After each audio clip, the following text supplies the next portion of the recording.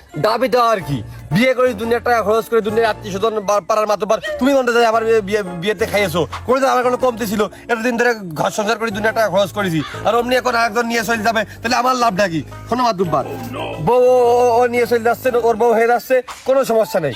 যখন আমার বউ ছিল ও কিন্তু 2 টাকা মাঝে মধ্যে আসতো, এখন ওর বউ হয়ে যাবে, আমিও কিন্তু 2 টাকা মাঝে মধ্যে যাবো, সমান সমান। না না না মাতুবার, তা হবে না, তা হবে না। বউ আমার বিয়ে করা বউ আমার, সেখানে আসবে আমার বউর কাছে, ও কাজ আমার দ্বারা হবে না মাতুবা সাহেব। দারুন দারুন দারুন, কি সুন্দর, দারুন, খুব পছন্দ হয়েছে।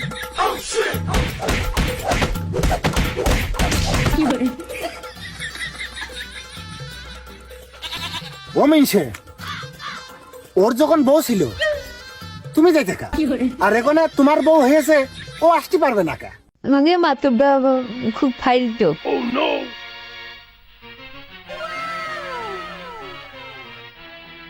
যা এই একটু ছেড়ে দাও, ঠাপের বেদনায় হাড্ডা গেছে। কথা মাতব্বর, তোমার কথা শেষ কথা, তুমি যা কওয়ার তাই, তুমি যেটা করবা সেটা নিকাল হতে হবে।